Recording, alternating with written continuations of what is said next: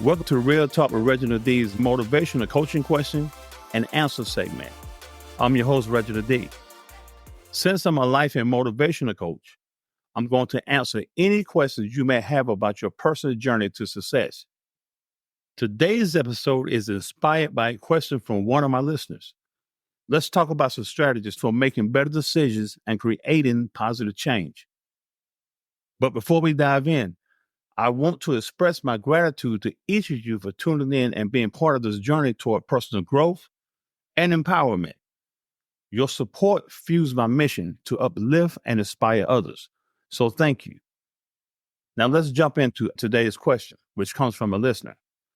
The listener question is, Reginald D, sometimes I don't make good decisions and it's starting to impact my life. How can I make better decisions? First, I would like to thank you for your question. Making good decisions is important and is a skill that you can develop with practice and self-awareness. Let's talk about some strategies to enable you to navigate this process effectively. First, we'll talk about clarifying your values in this process. You will need to identify your core values and your main priorities in life. Now, let me ask you a few questions. What matters most to you? What do you want to achieve? By aligning your decision with your values, you ensure that they are in harmony with your authentic self. See, I was in the same situation one time in my life. I talked about it on the podcast the other day. My life wasn't going nowhere. I wasn't achieving things. I wasn't achieving my goals and things like that, only because I was trying to do it my way. And I wasn't trying to do what God has for my life. See, in Philippians, the 2nd chapter, it says, let this mind be in you, which is also in Christ Jesus. Another important aspect of the strategy is gathering information. Take the time to gather important information before making any decisions. You should consider both the facts and your intuition while you're gathering this information. Different perspectives and insights are great to have and are an important aspect of your information gathering process. Reach out to a mentor or a friend, someone you can trust, and someone who will give you different perspectives and insight, which will help you with your process. Now, I'm wondering if you think about your consequences when making decisions. And the answer I want to hear is yes. Reginald D, I do. If not, you need to consider the consequences and what would be the potential consequences of the decision you want to make. A lot of people make decisions and don't think of the consequences. But knowing the consequences of what your decision will create is important to make a good decision. I need you to remember that. Let me ask you another question. How will your decision impact your life in the short term and the long term? You need to also make sure that you look at the risks and benefits carefully before moving forward. Now let's talk about your instincts. You must learn to trust your instincts and your gut feelings. That comes from God. A lot of people make decisions based on their gut feelings, and often your intuition and gut feelings can guide you toward the right decision, even when logic fails to provide a clear answer. Tune into your inner wisdom and listen to what it's telling you. I talk about this a lot, and it's meditation and mindfulness practices. Meditation is good for so many things, but imperative for your mind and also your decision-making process.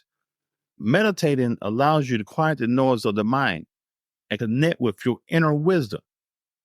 When you approach decisions from a place of clarity and presence, you're more likely to make choices that align with your highest good. Now, we all need to learn from our past mistakes. You need to learn how to embrace your mistakes and setbacks that come with decision making. Instead of dwelling on your failures, see them as opportunities for growth and learning. Reflect on what went wrong and how you can make better decisions in the future, man. Weigh in on the pros and cons and try not to overthink this process, since it may keep you from being able to make the final decision. The more you overthink the step, the more likely you will bring doubt into your final decision, which may cause you undue stress at the time. Now, for your challenge this week, I want you to choose one decision you've been putting off or struggling with. Take some time to apply the strategies we discussed today. Clarify your values, gather information, consider consequences, trust your instincts, practice mindfulness, and learn from your mistakes. Then make a decision and take action, knowing that you have the power to shape your destiny. To my listener, thank you for the question. And I truly hope it helps you and any other listener who may question their decision making.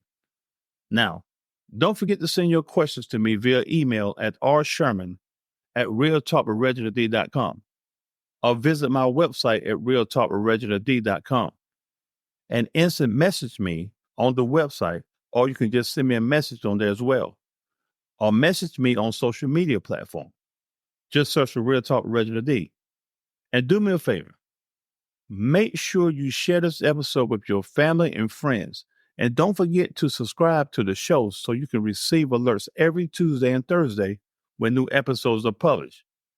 I know it's a lot of information, but if you just go to realtalkwithreginald.com and explore my website, you will find everything you need there. By the way, you will be able to find all the links in the show notes as well. That's all for today's episode, fam. I hope you find this episode insightful. And remember, making better decisions is a journey, not a destination. Stay patient, stay open-minded, and trust in your ability to navigate life choices with wisdom and grace. As always, thank you for tuning in.